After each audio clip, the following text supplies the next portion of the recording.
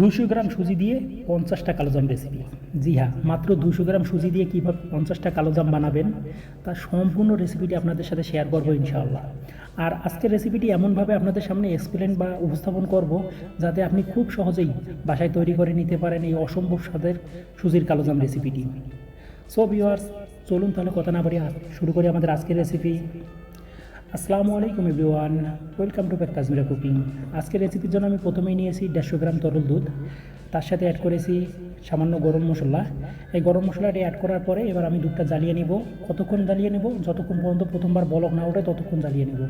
প্রথমবার বলক উঠলে আমি চুলার হিটটা কমিয়ে দিয়েছি। চুলার হিট কমিয়ে দিয়ে এর সাথে অ্যাড করেছি 200 গ্রাম সুজি। এই 200 গ্রাম সুজিটা যখন আমার সম্পূর্ণ দেওয়া হয়ে গেছে তখন আমি এই সুজি এবং দুধটা ভালোভাবে লাড়াচাড়া করে নিব। মানে দুধটা যতক্ষণ শেষ না হয় ততক্ষণ লাড়াচাড়া করে নিব। এখানে আপনারা অতিরিক্ত পরিমাণ যদি দুধ দেন আর যদি সুজিটা অতিরিক্ত সিদ্ধ হয়ে যায় সেক্ষেত্রে আপনার কালোজামটা সঠিকভাবে তৈরি হবে না। আপনাকে লক্ষ্য রাখতে হবে সুজিটা যাতে একটু শক্ত শক্ত থাকে, সেই পরিমাণে দুধ অ্যাড করবেন। তারপরে এভাবে লাড়াচাড়া করার পরে দুধটা যখন মোটামুটি আমার শুকিয়ে এসেছে তারপরে এর সাথে আমি অ্যাড করেছি 80 গ্রাম চিনি।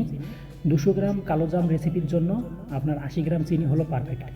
এর থেকে কম বেশি আপনি 10 গ্রাম কম বেশি করতে পারেন। যদি আপনি মিষ্টি একটু বেশি খান সেক্ষেত্রে 10 গ্রাম বেশি দিবেন, আর যদি মিষ্টি একটু কম খান সেক্ষেত্রে একটু 10 গ্রাম কম দিবেন। আর অতিরিক্ত কম বেশি দিলে আপনার মিষ্টি একেবারেই কম অথবা কম বেশি হয়ে যাবে। তারপরে যখন আমার ডোটা মোটামুটি তৈরি হয়ে গেছে, দুধটা সম্পূর্ণরূপে শুকে গেছে, চিনি ভালোভাবে মিক্স হয়ে গেছে, তখন আমি চুলা থেকে নামিয়ে নিয়েছি। চুলা থেকে নামিয়ে ঠান্ডা করে নিয়েছি। ঠান্ডা করে আমি গরম মশলাগুলো বেছে নিয়েছি। বেছে নেওয়ার পর আরেকটি পাত্রে আমি প্রথমে অ্যাড করেছি 30 গ্রাম পাউডার দুধ। এই 30 গ্রাম পাউডার দুধ অ্যাড করার পরে এর সাথে অ্যাড করেছি আমি 50 গ্রাম ময়দা। ময়দার পরিবর্তে আপনারা আটাও ব্যবহার করতে পারেন, কোনো সমস্যা নেই। এই দুটো উপকরণ দেওয়ার পরে আমি ভালোভাবে মিক্স করে নিয়েছি। যেহেতু আমার চিনি ডোয়ের সাথে দেওয়া আছে সেহেতু চিনি এখানে অ্যাড করার কোনো প্রয়োজন নেই। তারপরে যখন ভালোভাবে মিক্স হয়ে গেছে তখন আমার যে সুজির ডোটা, সেই ডোটা এখানে আমি অ্যাড করে নিয়েছি। এবার আমি এই ময়দা, গুঁড়া দুধ এবং সুজির ডো, এই তিনটা উপকরণ ভালোভাবে মিক্স করে নিব। এমনভাবে মিক্স করে নিব যে ডোটা একেবারে শক্ত না হয়ে যায় বা ডোটা একেবারে নরম না থাকে। যদি দেখেন আপনারা এক্ষেত্রে একটু আপনার নরম নরম আছে সেক্ষেত্রে আপনারা একটু ফ্যানের নিচে রেখে দিবেন বা বাতাস করবেন, দেখবেন আপনার অটোমেটিকলি ডোটা একটু শক্ত শক্ত হয়ে গেছে। তারপর আমি যে পাত্রে গোল্লা কেটে রেখে দিব সেই পাত্রে প্রথমে একটু তেল ছিটিয়ে নিয়েছি। তেল ছিটিয়ে নেওয়ার পরে দু হাতে আমি তেলটা লাগিয়ে নিয়েছি। দুটা হাতে তেল লাগিয়ে নেওয়ার পরে আমি ছোটো ছোটো করে গোল্লা কেটেছি। গোল্লা কেটে আমি দু হাতে মিষ্টির আকারে শেপ দিয়ে নিয়েছি। এই সুজির আপনার কালোজামের যে শেপটা, এটা খুবই ইজিলি আপনি গোল্লা কেটে নিয়ে দু হাতে ঘোরা দিলেই আপনার ইজিলিভাবে তৈরি হয়ে যাবে।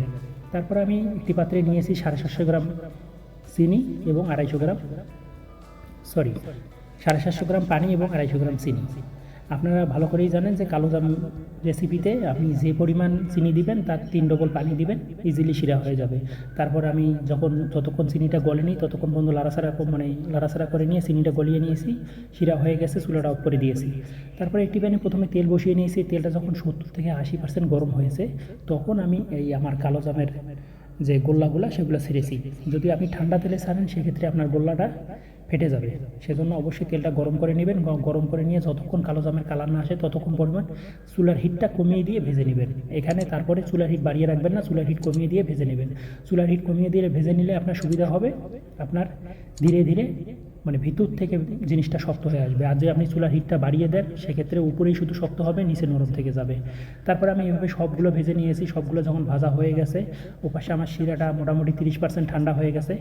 যখন 70% বা 60% গরম ছিল তখন আমি সবগুলো গোল্লা এখানে ভাজা কালোজামগুলোর সাথে অ্যাড করেছি। ভাজা কালোজামগুলো অ্যাড করে নিয়ে আমি একটু লাড়াচাড়া দিয়ে এটা ঠান্ডা করার জন্য রেখে দিয়েছিলাম 2 ঘন্টার জন্য।